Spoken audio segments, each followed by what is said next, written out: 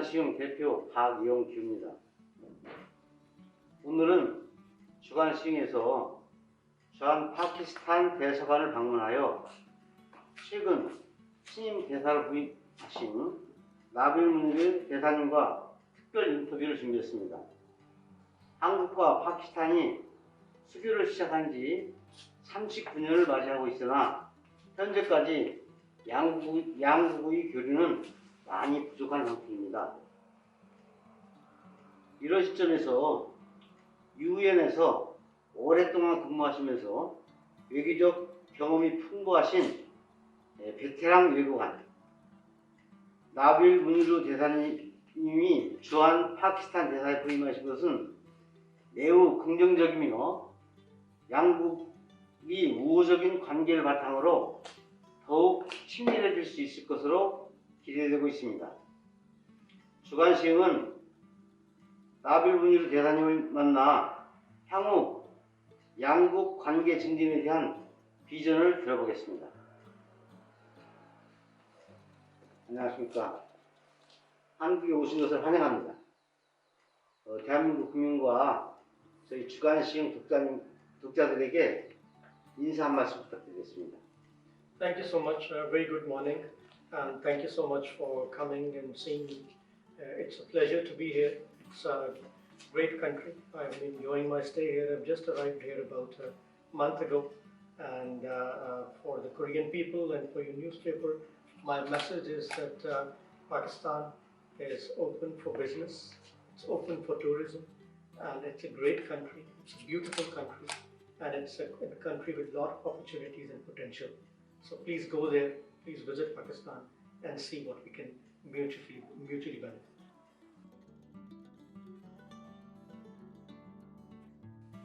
As I said, it's a beautiful country. I am really enjoying my stay here. Really, the beautiful cherry blossoms are in full bloom. I am watching them and enjoying the beautiful weather as well. And I really look forward to working here and with meeting with Korean people and with taking our interests forward.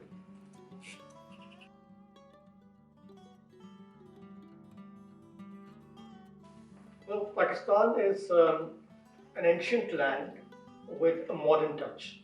It's a beautiful country with 220 million people. It's a middle income country with about 347 billion GDP. It's got everything. It's got culture, it's got natural beauty, it's got history, it's got very tasty cuisine, and it's got a very hospitable people. So it is a kind of package that any country can dream of, from mountains to beaches to deserts to beautiful, pristine natural habitats. It's got everything. And if you go into the history, it starts with 8,500 years ago in Mehergarh, and it continues up to Gandhara, and then onward to British Raj, and in 1947 we got independence. So as I said, it's a package that has everything.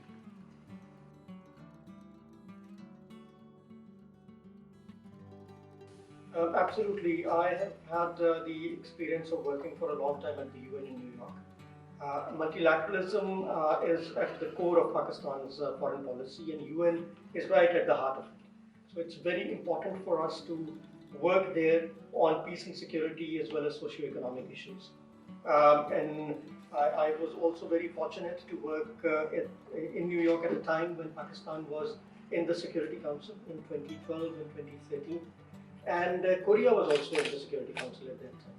So we had a very good working relationship with Korea at that time. Then later I became a vice president of the Economic and Social Council, and again the Korean ambassador was with me in the Bureau of ECOSOC.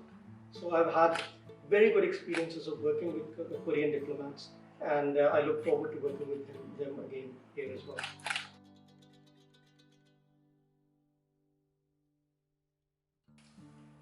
Yes, I think when we try to extend friendly relations between two countries, there are two aspects to it. One is the people-to-people contact, and in that, I think it's important for for Pakistan's tourism potential to be fully exploited by Korean people. They should go and visit Pakistan, see what Pakistan is all about, and then come back with the positive image of Pakistan that actually Pakistan is. Same goes for Pakistanis coming to Korea. We have about 12,500 Pakistanis already here. They are working in different sectors. They are workers, they are in business, they are they are students in universities, they are researchers.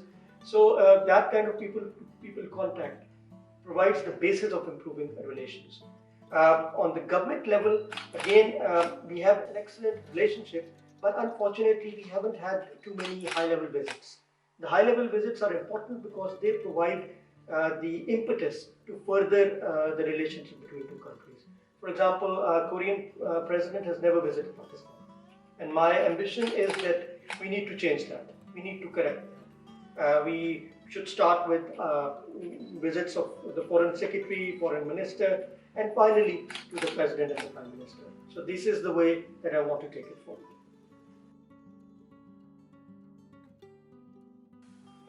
Well, you're absolutely right. It's been 39 years, but I think that we have established a good platform for building the relationship forward. We have cultural relations, diplomatic relations, military relations, multilateral relations, economic and business relations. There are investments of Korea in Pakistan. There are people of Pakistan origin working in Korea. So that provides the basis or the platform that we have already established for a broad-based relationship. Now, of course, we want to take it further. And that's exactly what my goal is, to build on what we have and take it further. There are a number of things that we can do. It starts from, as I said, from people to people, business to business, as well as from government to government. And I plan to work on all three of these aspects of our relationship.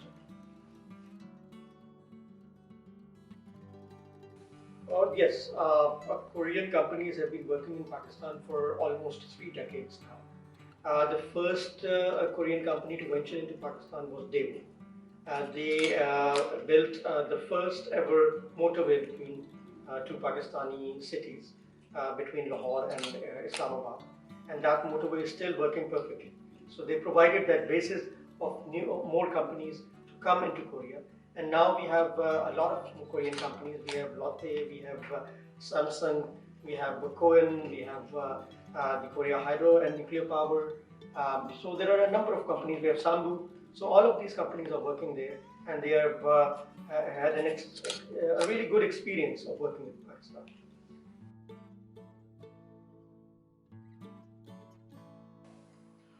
Yes, we have, again in business as well, a good solid foundation here. Our total trade amounts to close to $1.5 billion. And the good thing is that despite the COVID pandemic, in the last year, we have had an increase in exports from both sides. Pakistani exports have increased by about 12%, and Korean exports have increased by about 30%. But there is still a lot of potential. There is a potential for increasing in exports from both ways. For example, Korean exports are more concentrated right now on auto parts. But there are other sectors as well that can be exploited, and similarly for Pakistan as well. So there is a solid foundation. Then we also have a very good development foundation, where the Korean program for Pakistan is close to $1 billion for the 4-year term. And this is again something that has been rooted in history. Pakistan had been supporting Korea over the years. We started with the Korean War. We were one of the biggest contributors to financial support to Korea during the Korean War. And we are very happy that now that the Korean economy has grown and it has established itself, it is now helping Pakistan grow its own economy.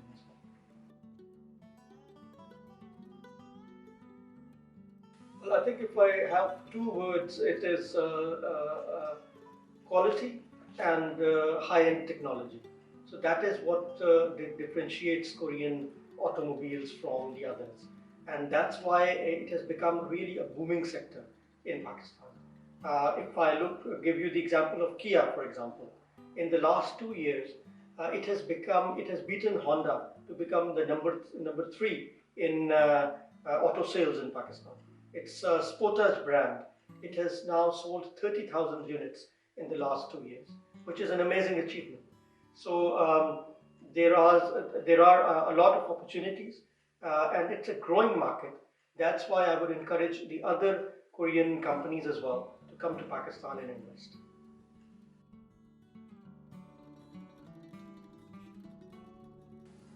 Yes, I think cleaner fuels is the way to go. For the whole world, climate change is an existential threat. That is something that we all need to work on. And electric vehicles is something that would become more and more important as we go into the future. In Pakistan as well, we have introduced an electric vehicle policy, according to which by 2030, 30% of the vehicles on Pakistani roads should be electronic vehicles.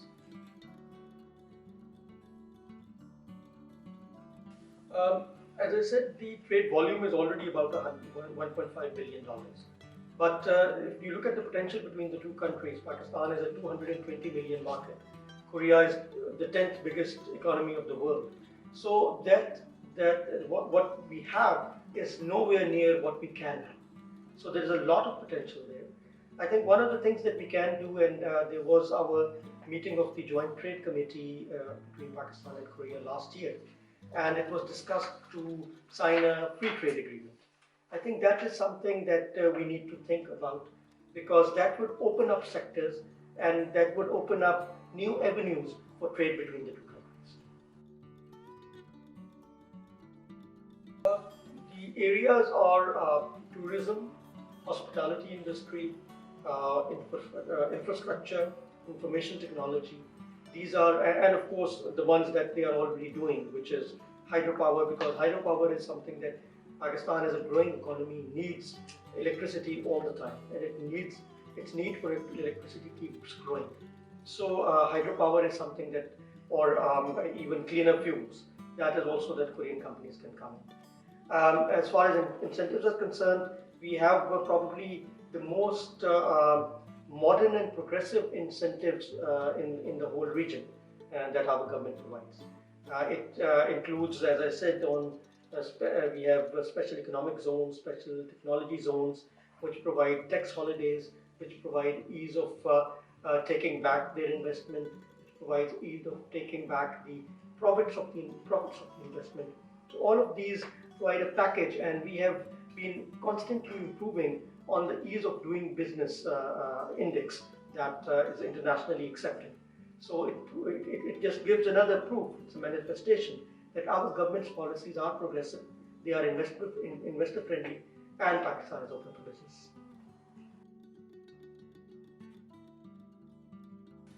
I think Pakistan and Korea both belong to the Eastern culture, and some of our values are very similar. For example, like Korea, we also do have a lot of or give a lot of importance to respect, to loyalty, to working with each other. Our relationships are not transactional, as is the case with the Western societies. We build our relationships on long-term friendships. We invest in people, and I think that's something that Pakistan and Korea both have in common, and that again provides a platform that we can build our relations further.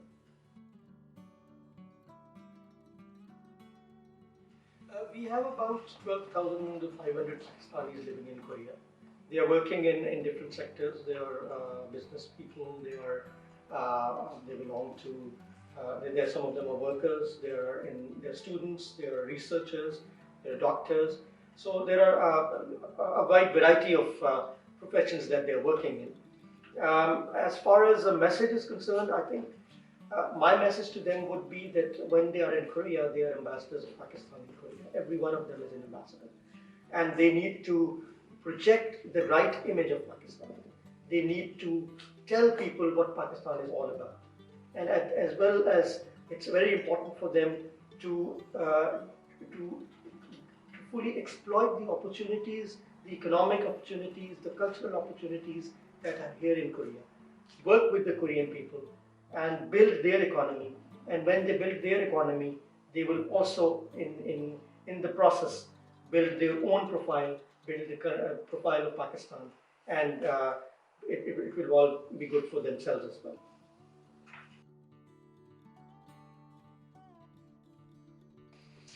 So I'll start with the Korean government. I think it is very important that we continue to work together. We continue to build our partnership, and we continue to take the relationship between Pakistan and Korea to a newer level. To the business people, my only message is Pakistan is open for business, and to the common Korean people, Pakistan has the opportunities. It's got pristine environment, it's got beautiful culture, it's got religious history, it's got cuisine, and it's got a very hospitable people. So please make Pakistan your next destination.